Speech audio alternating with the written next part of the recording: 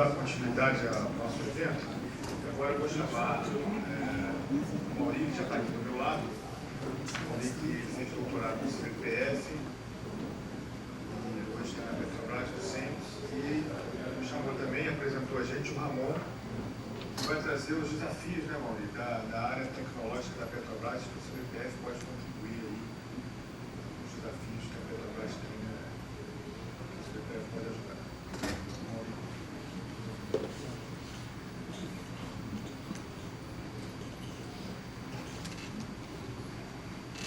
Boa tarde, obrigado Marcelo, obrigado Alexandre pelo convite.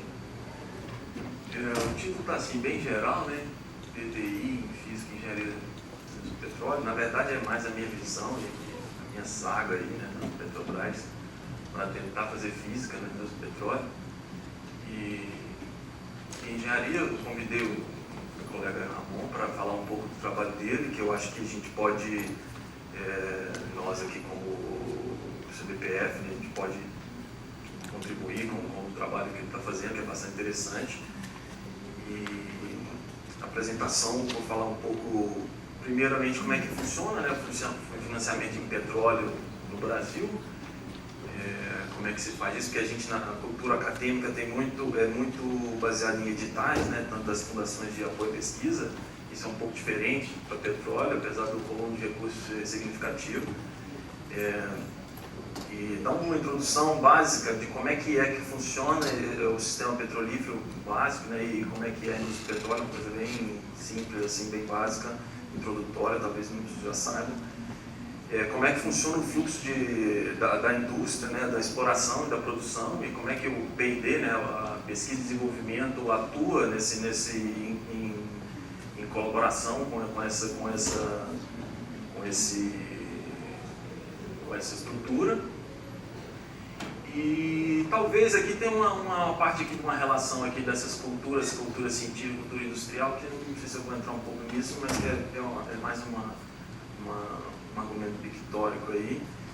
E um problema que eu acho que é cientificamente relevante, que advém da indústria, dessa indústria específica, que eu acho que foi o que eu consegui enxergar lá, trazendo aqui para apresentar para vocês. Aqui eu tirei do site da ANP, tem a lei do petróleo aqui de 97, que diz que toda empresa tem que investir no campo a receita bruta de produção do campo, 1% tem que ir para pesquisa. Então isso é 0,5% geralmente é em pesquisa interna e 0,5% em pesquisa externa. Geralmente o que se faz? Se você tiver uma ideia e quiser trabalhar com petróleo, tem um site, aqui está o site que recebe esses projetos de pesquisa, o site da Petrobras. Aqui são as redes temáticas que a Petrobras tem, só para ilustrar um pouco as áreas de pesquisa assim, que a Petrobras tem interesse, né? Tanto na exploração, produção, área de gás, energia, gás natural, energia, desenvolvimento sustentável, abastecimento e gestão tecnológica.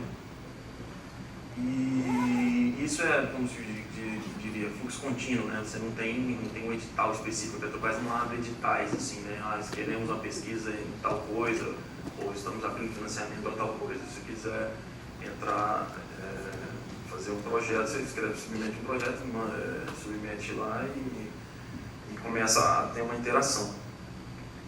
O volume de recursos, aqui está no site, na informação pública, esse 1% dessa receita bruta tem dado aí nos últimos anos aí, em torno de $1 bilhão de dólares, né? Que é um volume bastante alto assim, de recursos, né? Principalmente na realidade brasileira. Isso pode juntar aí as fundações de apoio à pesquisa, acho que mudar tudo isso. É mais do que o orçamento que você tem. Talvez. 2,5, 3 bilhões atualmente que você tem. Está em dólar? Mas e aí, um ponto interessante é que é 1% da receita, né, e não do lucro, né? Porque se fosse do lucro, nesse ano que deu prejuízo, não ia ter nada para pesquisa.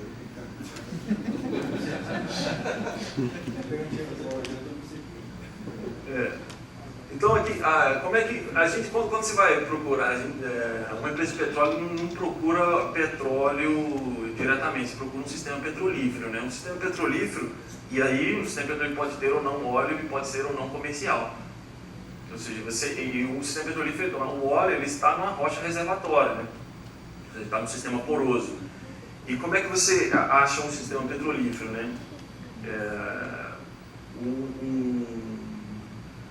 A tectônica de placas aqui, como por exemplo, quando a América Latina que se separou da África, nesse momento aqui que vocês veem aqui nesse momento aqui que há uma abertura aqui do Brasil com relação à África, nesse momento aqui que está se formando um sistema petrolífero do pré-sal. Você tem um mar aqui, assim, que está se evaporando, né, e está se formando, os sais aqui estão se evaporando e está sedimentando aqui, então isso está... Ocorre eventos geológicos aqui que propiciam que ocorra esse trapeamento da matéria orgânica nessas rochas que formam o sistema petrolífero, né? E aí, chega na configuração atual, o que acontece? Depois que a gente tem esse mapeamento aqui dessa região, a gente faz uma sísmica, né? Como é que a ANP vai lá e pega aqueles blocos. Através desses blocos aqui, a ANP faz o leilão, e o que se faz é você fazer uma sísmica. Você tem um navio sísmico, isso aqui são hidrofones. O navio sísmico, ele tem um airgun aqui, geralmente, que é uma fonte acústica, né? Ele emite uma onda acústica, isso bate nas camadas em subsuperfície e retorna, e você capta isso com os hidrofones, que é só uma escala, o tamanho que é esse navio, ele vem puxando esses hidrofones, e aí você consegue tirar uma imagem. Isso aqui é uma imagem sísmica de subsuperfície, né? E aí você consegue então delimitar as camadas geológicas que estão em subsuperfície, e aí daí você pode supor se existe, fazer um modelo geológico e supor se existe ou não um sistema petrolífero e dar uma alocação de poços. Aqui, por exemplo, de uma seção sísmica como aquela, você pode dizer o que é, por exemplo, uma camada geológica daquela que é sal, as rochas que estão ali no pré-sal, por exemplo, e dizer se existe um sistema petrolífero ali, né? Que é a rocha geradora, matéria orgânica e acúmulo de hidrocarbonetos. E, eventualmente, se você acredita que tem um sistema petrolífero, você pode dar uma alocação de poço, né? E essa sísmica, você pode fazer esse mapeamento 3D, né? Então você tem um mapeamento dessa região de subsuperfície, e uma vez que você encontra, que você faz essa locação e tem uma jazida comercial ali, ou então tem um sucesso exploratório, você passa isso para a produção, e a produção vai explorar isso de maneira mais refinada, né? Geralmente você vai fazer modelos mais refinados desse reservatório, colocar falhas, interpretação de falhas e onde estão seus domos de sal, tudo isso nessa escala macro, né? Na escala sísmica. E fazer a simulação de fluxo que é responsável que são os engenheiros que fazem. Então, isso basicamente é assim, uma história rápida assim, de como funciona a exploração e produção, né? A ANP faz o leilão dos blocos, e você faz com essa caracterização, principalmente caracterização geofísica sísmica, você consegue investigar ali onde que tem sistemas petrolíferos, e com essa alocação de poço você consegue achar ou não as jazidas e partir para a produção. E quando se faz a divisão dos blocos, as empresas têm conhecimento desse levantamento? Já tem alguns dos levantamentos que a própria ANP já faz. O cara, quando usa o leilão, já sabe. Já, inclusive essa sísmica aqui que eu peguei da internet mesmo, é um leilão lá de Angola, que as empresas já entram no negócio sabendo quais são os possíveis locais de terem os sistemas. Mas assim, nessa macro escala, quando eu entrei assim, na empresa principalmente, eu queria fazer alguma coisa que fosse muito envolvido com a minha área, né, de física, eu queria fazer ciência, né. E nessa escala eu via uma dificuldade muito grande, né, de fazer esse dado aqui, né, é um dado de macro escala e muito distante das coisas, muito difícil de ser medido, você tem uma incerteza muito grande nesse dado, né. Então, eu tentei ir para o outro lado, né, que seria a microescala. Quando você fura o poço ele é telescópico, e aí você entra com a broca, você tem vários tipos de brocas. Aqui é uma broca de perfuração e tem uma broca de testemunho, que ela tem uma boca aberta assim, e aí você pode testemunhar o poço. E existe outra maneira de testemunhar também, que é com essa amostragem lateral. E também uma coisa até que o Marcelo falou, que você pode, dentro do poço, colocar ferramentas e fazer medidas dentro das ferramentas, que é um exemplo de ferramenta de ressonância magnética, né? Você tem um ímã, e aqui está mostrando aqui o campo magnético que entra dentro da formação, e você, com esse campo magnético, você pode investigar, por exemplo, a relaxação dos spins do fluido. E aqui está uma imagem de microscopia, de uma amostra de folhêrio, em que a gente vê aqui o meio poroso e os minerais, né? Nessa escala aqui, fisicamente, o que a gente tem aqui, a gente tem aqui os minerais e dois fluidos, né? A gente vê que os fluidos se comportam aqui, nesse caso aqui é uma rocha provavelmente molhável ao óleo aqui, né? Você tem um óleo aqui na parede, a água no centro do poro. Aqui é uma microscopia, aqui está a escala, 100 micrômetros.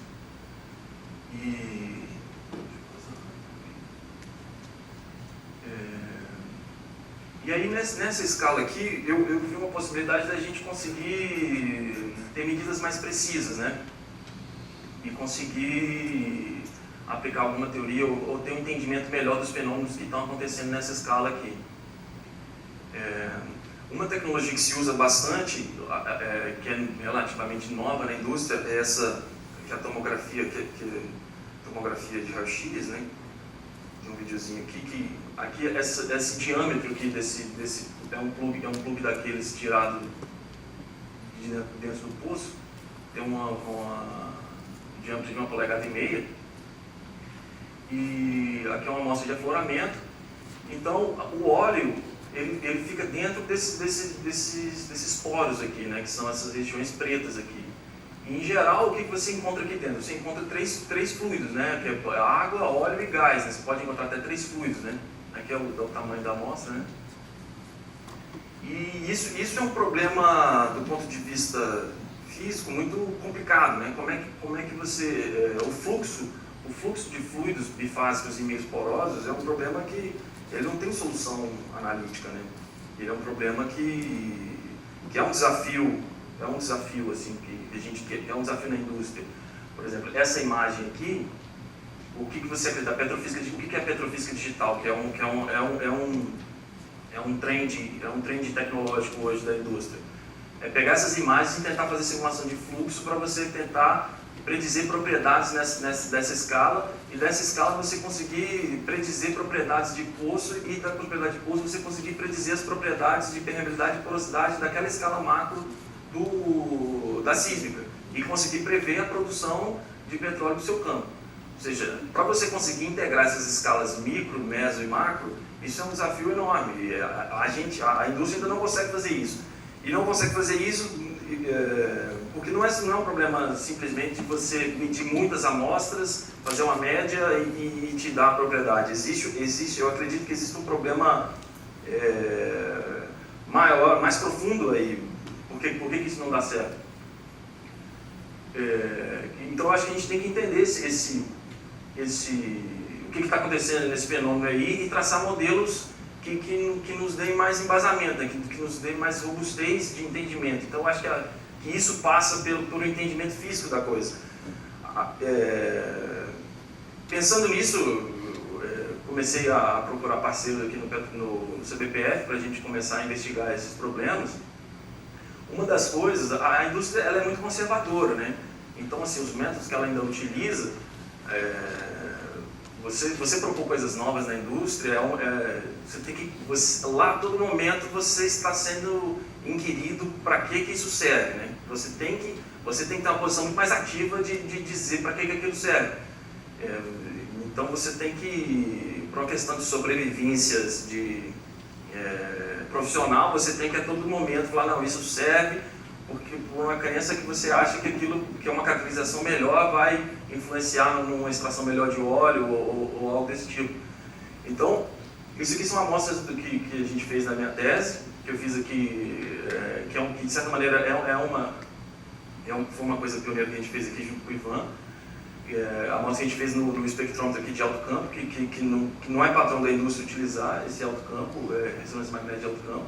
Aqui, esse tamanho aqui é um tamanho que a gente usa para fazer essa microtomografia, que se você pensar, mesmo que a gente estude essas propriedades dessa rocha aqui, qual que é a relevância disso para você simular o fluxo de um campo daquele que tem da ordem de quilômetros, que é a resposta final que a indústria está querendo saber.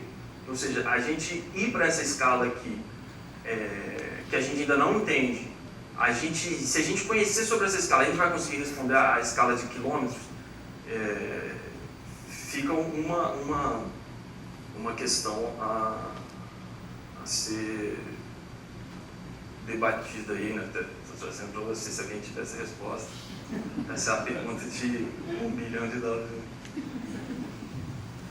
Aí a proposta que a gente fez foi o seguinte: propor um ensemble, ou seja, vamos tentar tratar essa rocha como mecânica estatística, né? Ou seja, tentar usar as ferramentas que a gente tem de física para tentar entender um pouco esse universo.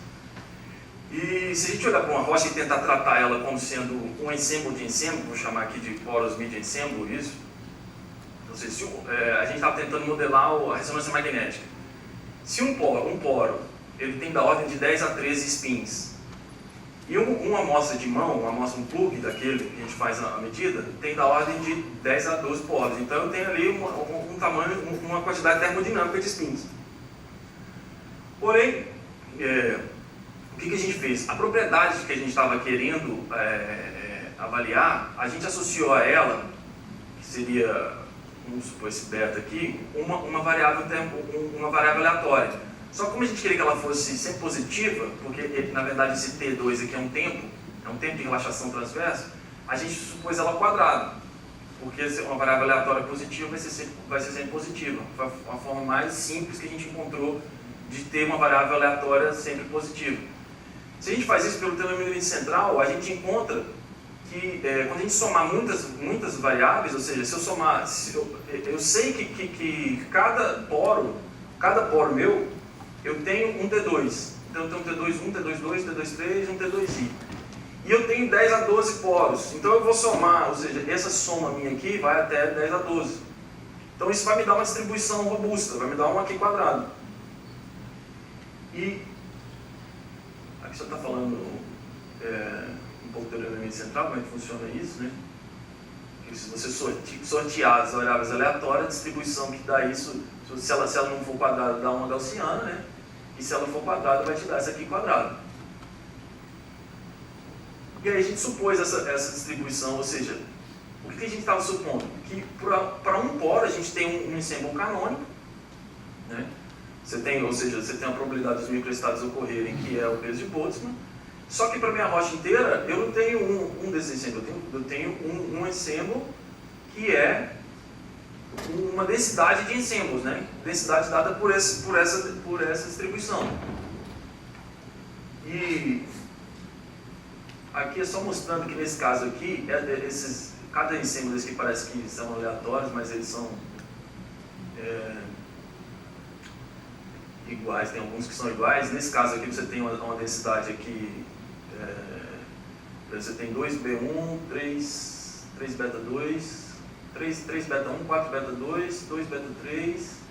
Nesse caso específico aqui, por exemplo, a soma de todos esses betas aqui, desse símbolo preto aqui, que seria o final, me daria uma distribuição dessa aqui. Ou seja, porque esse aqui não é um número grande, né? Se fosse um número grande, aí daria aqui quadrado. Mas, ou seja, o peso que a gente tem que considerar dessa estatística, a gente tem que considerar essa distribuição aqui, fazendo essa integral, fazendo essa soma em cima do peso de Boltzmann, né? Então a gente consegue achar qual que é o nosso peso estatístico para a rocha, né? E aí a gente fez isso por causa da ressonância magnética. Isso aqui são amostras de rocha, e a coisa deu robusta, assim. Esses que são dados preliminares, são dados recentes. A gente vê que tem uma população de spins que se comporta com mais ou menos aqui, não sei se vocês perceberam, mas o que aparece aqui, o peso que vai aparecer aqui é uma exponencial, né? Passou rápido assim, né? Mas assim, veja que não precisava ser aqui quadrado, o peso dessa mecânica estática generalizada aqui nesse Porous Media Ensemble dá uma aqui exponencial, mas se você tivesse um outro gas aqui para essa distribuição, daria uma outra coisa, né? E a gente pode medir isso aqui, né? A gente está com capacidade de medir um poro aqui no RMN. Então a gente tem populações aqui distintas com os Qs aqui que estão mais ou menos fixos. E quando a gente foi para o alto campo, que está muito pequenininho, mas está dando aqui o Q também 1.8 e 1.3 aqui. E eu queria apresentar assim, isso aqui eu ainda não considero ainda que é uma inovação ainda, porque isso aqui não está ainda na produção, né? Isso aqui ainda acho que está na fase de pesquisa e desenvolvimento. Mas é uma forma que a gente está encontrando de que isso aqui eu acho que tem consequências profundas, de que a rocha a gente ainda não a entende suficientemente bem para conseguir dizer as propriedades dela, né? Aqui era uma coisa que eu ia falar sobre, que eu acho que vou passar rápido.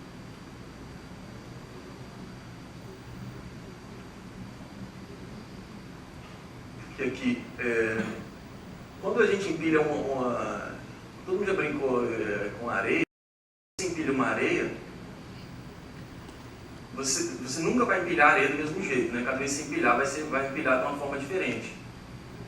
E aqui, em 2008, esses caras lançaram esse artigo aqui, que mostra que isso aqui com simulação, que existe um estado, que é o Random Closed Pack, de mínima energia aqui, isso aqui é como se fosse o volume, de menor volume, em que isso, você chega numa porosidade mínima, isso aqui é o inverso da porosidade, então seria 36% de porosidade, onde só tem um estado, uma forma de você empacotar, que vai te dar uma porosidade mínima. E a face curva centrada tem a porosidade menor, né? Não é randômica. Ou seja, a porosidade de um empacotamento de bolinhas ainda é um problema que, apesar de ele considera que, apesar de ser robusto, ele não tem uma interpretação física ainda. Ou seja, a porosidade do empacotamento de bolinhas, seria um problema mais simples se você fosse pensar em termos de propriedades de rocha, né? Ou seja, a rocha mais simples seria um empacotamento de bolinhas. A gente ainda não sabe qual a razão para isso ser dessa maneira, né? Ou seja, existem problemas físicos nisso. No entanto, a indústria já vem medindo isso há muito tempo, e porosidade, permeabilidade e resistividade, e a gente não entende por que esses expoentes aparecem e qual a relação deles com as propriedades não microscópicas, as propriedades de poro, né? Então eu acho que aqui existem problemas, problema de física realmente aqui, no cerne da questão aqui, que é, faltou um slide, que talvez seja usar essa, eu não sei se essa proposta de termodinâmica de sistemas complexos seja uma forma, porque assim, essa proposta estatística, ela é uma proposta que a gente está aplicando, tem tido um relativo sucesso, mas quais são as consequências termodinâmicas disso, né? Porque a gente tem a capacidade de fazer termodinâmica com esses sistemas porosos, né? Fazer as medidas mecânicas e elétricas. Eu até convidei o Ramon para falar sobre isso por causa do sistema que ele está trabalhando, que eu gostaria de aplicar essas ideias no problema que ele vem trabalhando, porque tempo de relaxação não é uma propriedade termodinâmica padrão, né? Clássica. Então, para ver se essa termodinâmica complexa se adequa bem à pressão, né? Essas coisas. E é isso.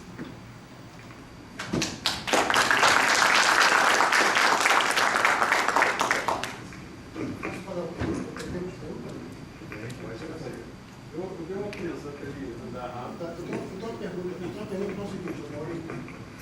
Diante da dificuldade de entender a rocha e do uso, né, apesar de ter várias técnicas experimentais aí para poder caracterizar o poço, a pergunta é o seguinte: qual é a taxa de acerto? Baseado no que se faz nessas simulações, ensaios, pesquisas, etc. Qual é a taxa de acerto fura aqui que vai dar petróleo?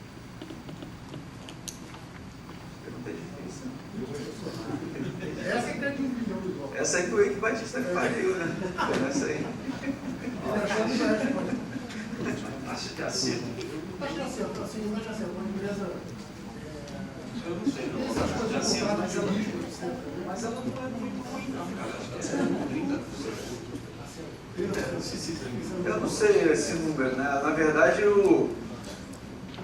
cada 100 postos que a Petrobras resolve furar. assim, mas uma vez que você conhece, por exemplo, no pré-sal é quase que 1 para 1. Você já não erra mais. Você sabe. É porque à medida que você vai acertando, você vai tendo conhecimento, você vai ganhando conhecimento, informação do trabalho. Cada região. Mas ainda tem, perde um dinheiro nisso aí. Mas, por exemplo, a taxa de acerto petrofísico. Você predizer uma propriedade petrofísica e acertar ele em outra escala. Isso é taxa de... Mas a taxa de acerto de locação, acho que no mundo, pelo que lembro, era 30% do mundo, na média. Mas já quando você vai ganhando conhecimento regional, a taxa, por exemplo, do pré-sal, acho que já é 1 para 1. Por aqui, da Petrobras, né? Mas é bem boa assim, a taxa, está acima da média. Porque os caras, quando fazem os leilões, eles precisam ter o mínimo de informação. Não, isso é baseado em estatística, né? Na verdade, eles chamam de análogo, né? Você tem uma experiência passada com outro campo que é análogo a esse campo que eu vou fazer agora. Então, em cima disso, você consegue desenvolver um projeto de petróleo sem saber nada, parceiro. As informações passaram. Uma pergunta ali do Jorge. Maurício, tudo bem? Realmente esse problema é bem complexo e obviamente há diferentes formas de abordar o problema. Há um modelo, que é o modelo da rede de polos do Bloom. Na sua opinião, o que você acha? Assim, esse modelo tem potencialidade, tem fornecido algum resultado interessante, vale a pena investir nele? Você tem alguma opinião com relação ao modelo? O modelo de rede de polos da garganta? Isso. Esse modelo, geralmente, esse modelo ele foi bastante utilizado antes das microtomografias atingirem uma resolução muito boa, né? Ele está sendo colocado em desuso muito pela pressão das empresas de serviço, principalmente a Engrain, que vem com uma capacidade de processamento muito melhor, muito alta, e consegue fazer a simulação direta na imagem. Porque para você fazer isso, você tem que ter uma capacidade de processamento muito alta. Então, a simulação de Port Network, o que você faz? Você troca o meio, a a imagem toda por uma rede topológica análoga, né? Então a capacidade de processamento ela é muito baixa.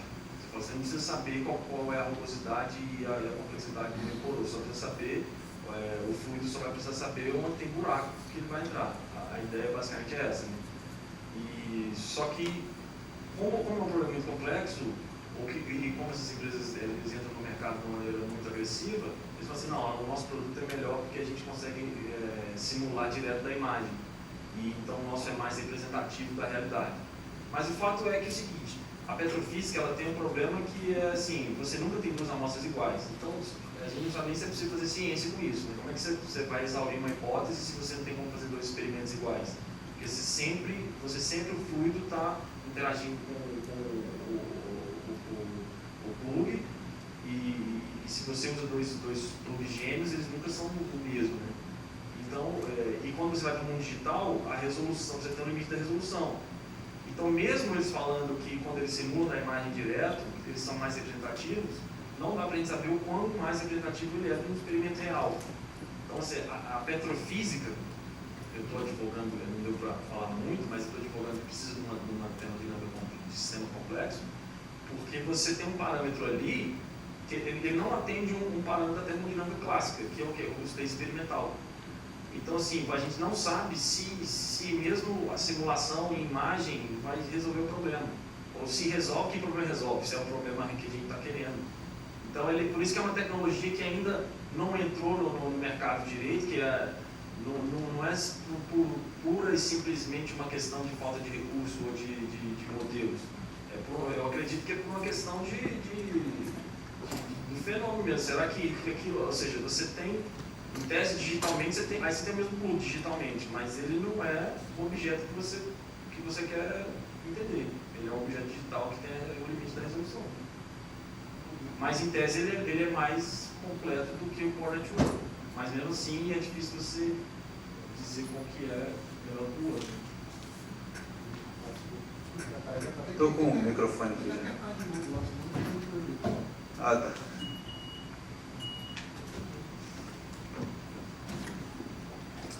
Eu sou Ramon, eu não sou físico, tá? Eu sou engenheiro. Estou na Petrobras há 6 anos, estou na Petrobras como engenheiro de petróleo. Tem 20 anos que eu não venho ao CBPF. Eu fui bolsista do LNCC quando o LNCC era um andar aqui desse prédio aqui em 97, né? Fui aluno do IME aqui entre 95 e 99. Fui bolsista aqui do LNCC, do LNCC fui para Petrópolis, acompanhei o pessoal lá. Aí quer dizer, já tem quase 20 anos isso, né? O tempo passou, mas a gente sempre volta, né? Esse assunto é muito complicado, viu? Falar de petróleo, falar de rocha, falar desses assuntos de produção de petróleo é muito complicado porque vocês vão perceber que esse fenômeno em si, né, a gente está falando de transporte, a gente quer tirar uma massa de um lugar e levar para outro, né? Então a gente tem o nosso sistema físico não é de derivada primeira no tempo e alguma coisa derivada segunda no espaço, porque está falando de transporte. Então, para falar de transporte, a gente tem que sempre pensar em escala, né? Não só escala espacial, mas escala temporal, né? Então, sempre desse aprendizado que eu tive, desses 6 anos estudando essa questão de produção de petróleo e rocha, é uma coisa que eu sempre faço a pergunta hoje, qual é a escala que eu estou observando o fenômeno, qual é a escala que eu estou fazendo a minha medida. Isso é o que interessa, né? Para a gente escrever equações, desenvolver modelos, fazer interpretação de algum dado, a gente tem que sempre se preocupar com as escalas, né? Quando a gente está falando de tirar o óleo da rocha, né, a gente tem várias formas de tirar o óleo da rocha, tá? Você pode deixar o óleo sair naturalmente, como a gente vê naqueles filmes de faroeste americano, que de fato é possível, tá? Por causa de pressão, né? Você tem um sistema que está sob pressão, você faz um furo, é como se você tirasse a tampinha da garrafa da champanhe, né? Você sacode, você tem um ΔP, o fluido vai sair mesmo por energia do sistema. Então você pode produzir óleo simplesmente por fazer um furo numa bolha gigante de não sei quantos milhões de volume, com compressibilidades relativas. Então é como se estivesse abrindo uma garrafa de champanhe. O óleo vai sair, mas não necessariamente vai sair na quantidade que você quer ou controlando da forma como você gostaria. Então, a indústria se preocupa em criar estratégias para você ter esse controle da retirada do óleo.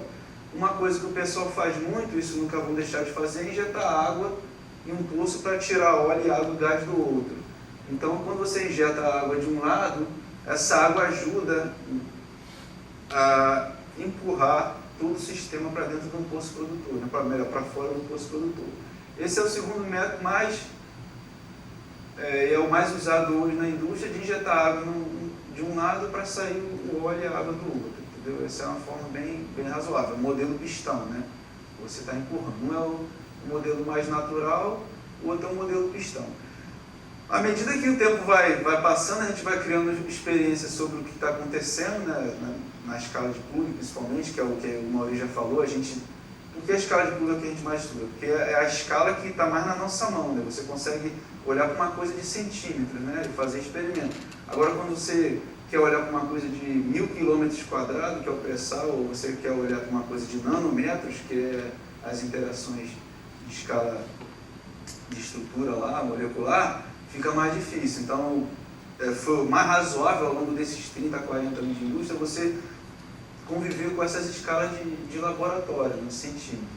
Então, dali o cara foi tentando um experimento ou outro, ele viu que injetar um produto químico com a água, alternar água com gás, injetar alguma outra coisa, foi melhorando essa recuperação do óleo na hora que você injeta algum produto. E esse trabalho que eu estou fazendo lá no centro, ele é exatamente isso, é como se fosse o estado da arte, uma melhoria desse processo que a gente chama de IOR, né? A indústria chama de IOR, Enhanced Oil Recovery, que é uma melhoria na recuperação do óleo que você pode já considerar estar sendo recuperado, ou da forma natural ou da forma pistão, né? Vamos chamar assim. Quando a gente fala de melhorar esse processo de recuperação, isso não é tão trivial, certo? Porque você tem três camaradas aí na jogada que são da pesada, né? Um é a rocha, tá certo? A rocha, na escala bem menor, quase molecular, você pode ter silicatos, aluminol, pode ter argilas, você pode ter carbonatos, estrutura de CO3, você pode ter anidrita, sulfato. Você tem um complexo de mineral enorme que pode estar atuando ali, para que numa escala maior aquilo venha se considerado uma rocha com uma propriedade geomecânica mais complicada que a outra, mais suscetível à quebra, mais suscetível à plasticidade. Então, a rocha já é um grande problema. O outro problema que a gente tem é o óleo, né? Porque o óleo ele também é um complexo de multicomponente, né? Você tem frações pesadas, frações leves, você tem alguns gases, entendeu? Gases inertes, gases reativos, o CO2, por exemplo, é baita reativo, o nitrogênio é reativo, você pode ter H2S, né? Você pode ter algum ácido ainda que pode correr, pode ter alguma partícula radioativa que esteja ali por causa de chuva meteórica, que não aconteceu há 300 anos atrás, que também pode estar contaminando a água, o sistema ali. Então, o fluido em si, ele também é super complicado. Agora, você está falando de rocha, que é um camarada super complicado, está falando de fluido, que é outro camarada super complicado, então a gente acaba tendo que trabalhar com estatística para fazer o que a gente tem feito aí há décadas, né?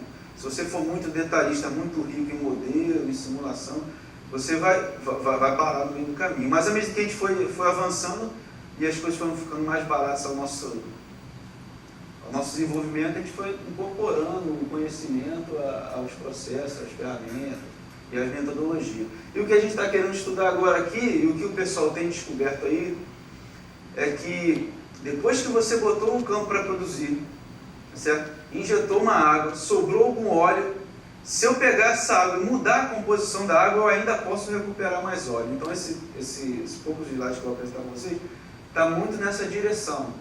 Como eu sou engenheiro, eu estou mais preocupado em criar um modelo multi-escala e descobrir como é que eu simulo esse camarada num software. Não necessariamente eu consigo até construir modelos multi-escala, mas mas fica inviável, economicamente falando, botar ele nos simuladores. Tem esse problema também. Às vezes você consegue construir bons modelos, mas que do ponto de vista de prático são inviáveis, tá? Por causa de tempo, por causa de custo, por causa de treinamento, outras coisas.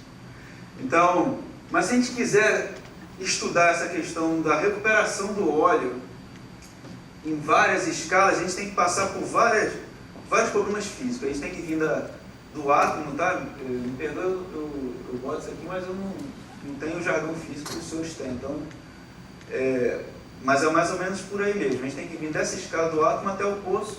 E o poço, quando eu falo poço, eu estou falando de quilômetros. Quando eu estou falando de átomo, estou falando de nano, tá? Mas dá para descer mais ainda e a gente vai mostrar aqui. De tal forma que, se eu quiser entender bem como é que são as interações dos fluidos com essa rocha complexa, entendeu? Que vai me gerar algumas forças na escala molecular, que num sistema médio, em centímetros, vai me gerar uma pressão capilar ou coisa do tipo, entendeu? Se eu tenho que passar por várias ciências. Eu tenho que aprender o que é complexação de íons, porque, na verdade, estruturas de rocha, né? Argila, por exemplo, carbonatos, elas têm naturalmente uma estrutura molecular, mas numa dinâmica de interface, quando a gente pensa em termodinâmica de interface, você sai de duas fases diferentes, você acaba ocorrendo complexação nessa superfície, ou seja, reações de adsorção, sejam químicas ou sejam elétricas, que você tem que saber descrever para modelar melhor o sistema. A gente sabe muito pouco sobre os óleos, né? A gente sabe muito pouco se um óleo, por exemplo, um óleo asfaltênico com composição muito pesada, ele tem densidade de carga superficial. E se a densidade de carga superficial dele tende a ser negativa, ou se a densidade superficial dele tende a ser positiva. Essa competência elétrica do óleo a gente estuda muito pouco, e isso acaba impactando na molhabilidade da rocha, no porquê do óleo ficar preso à rocha. A gente não consegue tirar mais de lá, o óleo fica preso lá por causa dessas coisas que a gente sabe muito pouco.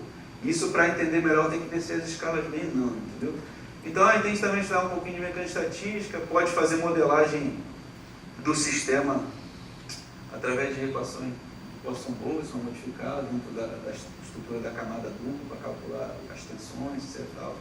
Tem que se fazer acompanhamento mecânico, químico, elétrico, né? Esse aqui é o segredo para você saltar a escala, né? Não sei se vocês já tiveram conhecimento dessa teoria de homogeneização, né? Aquela coisa de você excitar um sistema, fazer uma perturbação, calcular a média, variância, para você ter um sistema equivalente médio, né? Então, se você quiser saltar de escala, você tem que ter as condições de contorno. As condições de contorno vêm desses acoplamentos dos sistemas físicos, tá certo? Isso aqui também a gente sabe muito pouco também, o que acontece na prática. A termodinâmica de fluido é bem crítica, né? Mas a gente tem desconsiderado um pouco isso aqui. E o parâmetro mais importante termodinâmico para essa questão da molhabilidade, para a questão de você perceber, né, o que acontece com o óleo, é a tensão interfacial, tá certo? Então eu vou passar aqui.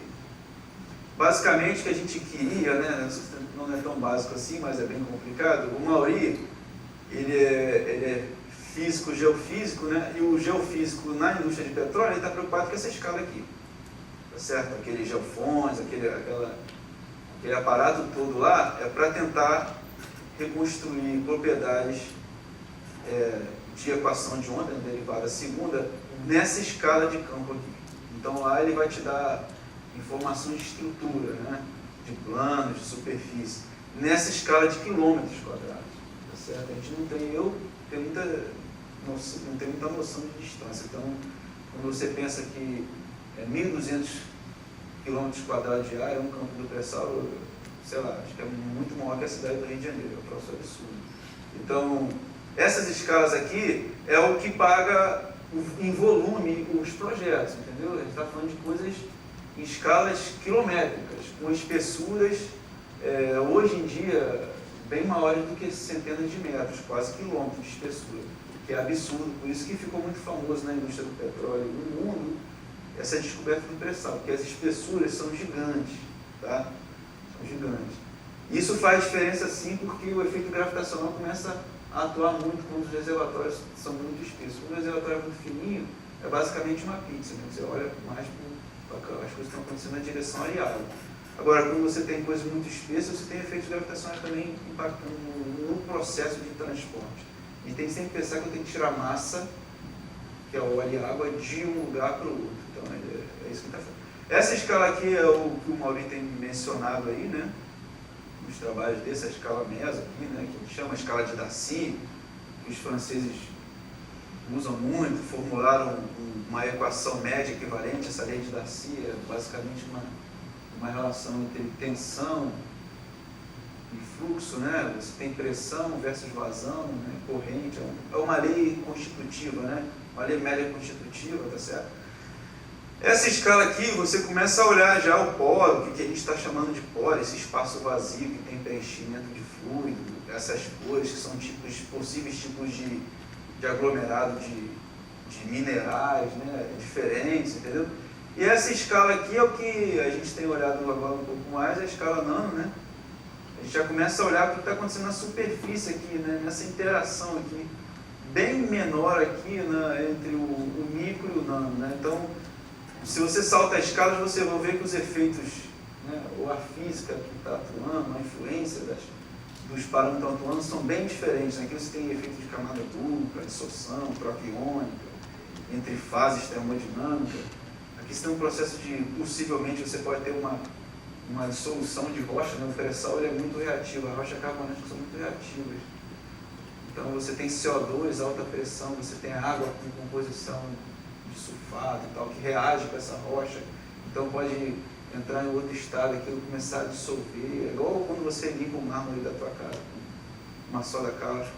Então você tem esses processos aqui que podem ser dominantes. Nessa escala, a gente está preocupado em fazer balanço de massa, né?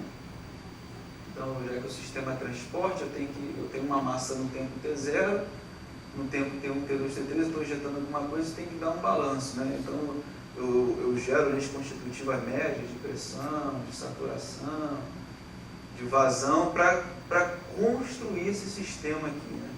Mas aqui no final do dia é sempre essa pergunta que você faz, apesar da gente conseguir em escala, né, entender bem as coisas, na escala macro é como se tudo fosse quase sempre por água abaixo, né? Porque as escalas acabam tendo um problema de estabilidade, de frente, você não sabe exatamente o que está acontecendo. As propriedades aqui são de problemas inversos, né? Você captura as propriedades do problema inverso, então dizem que é variáveis aleatórias, não pode ser que não, mas é assim que a gente trabalha, né?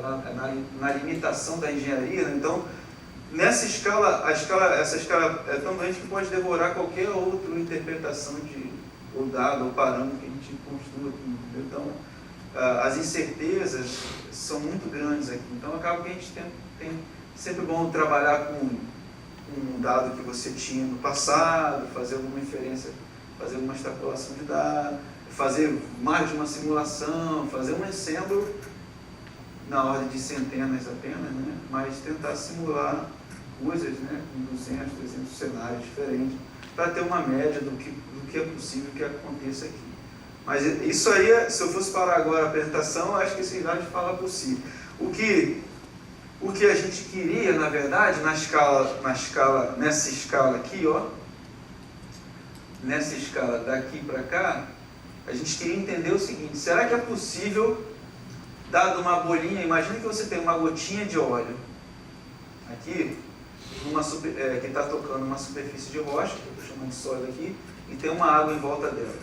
Esse ângulo aqui a gente chama de ângulo de contato. Isso tem muito a ver com aquele negócio mesmo de sistema de geometria diferencial, tá? Sistema de mínima energia, é basicamente aquilo lá.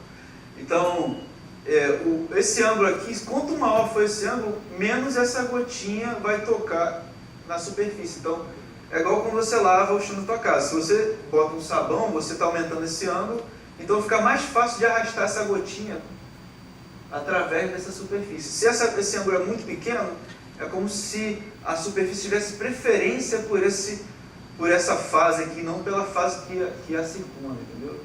Então, esse ângulo aqui é um grande parâmetro para você medir qual que é a facilidade de eu tirar essa gotinha dessa superfície. Então, assim como você limpa o chão da tua casa lá com um sabão de pó, ajuda a você mudar essa... É a mesma coisa no óleo. O óleo está agarrado à superfície, você tem uma água que o circunda.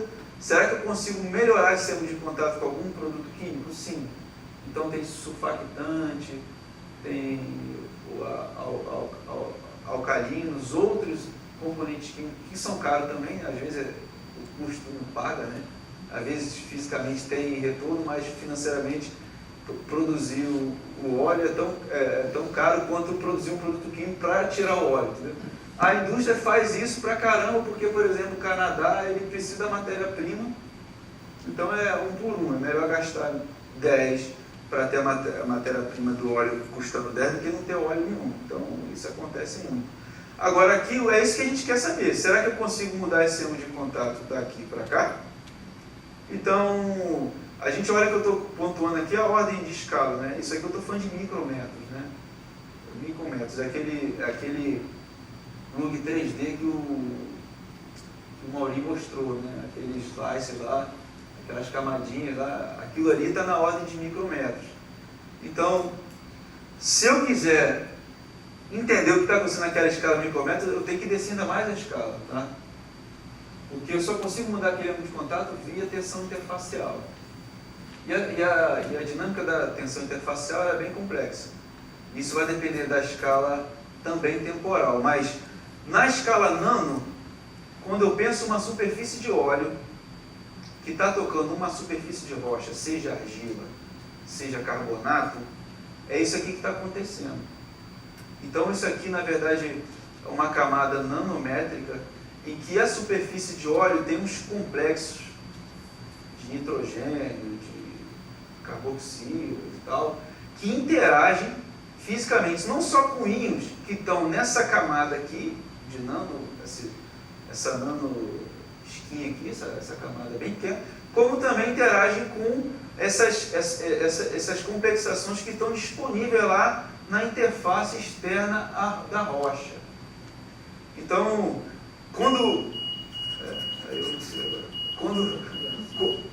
eu quero mudar aquele ângulo de contato lá em cima, na verdade eu tenho que mudar esse sistema aqui. Eu tenho que colocar algum íon dentro dessa camada nanométrica ou tirar algum íon daqui para mudar as forças de tensão entre essas fases termodinâmicas. Eu estou falando da fase termodinâmica o quê? A rocha, a água e o óleo, tá certo? Nessa escala aqui, essas 3 fases termodinâmicas né? Então, uma coisa que está em aberto, você vê aí por causa dos franceses, esse negócio de deposição de material radioativo, já se desenvolveu muito conhecimento sobre argilas, tá certo? Então você pega material, livros, etc., que fala reações, por que tem um suério, por que ela incha, por que ela não incha, e o que acontece, esmequitita, não sei o que, e tal, aquelas estruturas moleculares absurdas, gigantes. Aquilo lá é porque já se investiu muito dinheiro para aquele tipo de rocha. Para carbonato, pouco se sabe. Então, por exemplo, quais são as reações de complexação que acontecem numa superfície de carbonato, por exemplo? A gente achou um trabalho do professor Caetano Miranda, é um brasileiro, que trabalhou no mundo inteiro aí, hoje ele está na USP. Ele publicou agora um trabalho em 2014, fazendo uma DFT quântica para demonstrar que, dada uma superfície de estrutura molecular de calcita, CaSO3, existe uma energia de adsorção mínima para certos íons. Ele pontuou lá o magnésio, o cálcio, Esse é um trabalho que a gente não sabe. Eu não sei quais são as reações de adsorção que acontecem na superfície de carbonato. A indústria não sabe. E para eu saber capturar as tensões interfaciais, como elas variam entre essas duas fases, eu preciso saber quais são essas reações. Esse é um problema muito interessante do ponto de vista físico, né? Porque, apesar do esforço, acho que eu vou parar por aqui. Se tiver que descer as escalas, eu vou deixar para os físicos fazerem. Então, o engenheiro, acho que está bom já essa escala, não, aqui, abaixo disso, a gente pede o apoio para os físicos, tá certo? Então, aqui, não sei se vocês estão acompanhando, mas entender esse sistema aqui, o que acontece entre a superfície de uma fase, que é o óleo, que tem várias reações na superfície dele, que produz tensões de cargas superficiais ou negativas, etc. E que reagem com esse sólido aqui, que eu chamo de rocha, que tem uma estrutura molecular complexa. Como isso se dá é que vai me responder, como é que eu vou produzir mais óleo. Então, eu tinha aqui algumas coisas para mostrar, mas eu acho que esse é o trabalho que a gente está desenvolvendo hoje, é para lá que a gente queria ir. Esse aqui é um tipo de reação de troca iônica, de adsorção, sugerida por esse grupo aqui japonês, em parceria com o professor Caetano, de como acontece as reações de adsorção numa superfície de carbonato. E só foi possível fazer isso aqui através de DFT quântico. Então, só para exemplificar aí o potencial parceria, o trabalho nessa área. Mas, obrigado, acho que não dá para avançar mais com o tempo, mas isso é o que eu tinha que mostrar.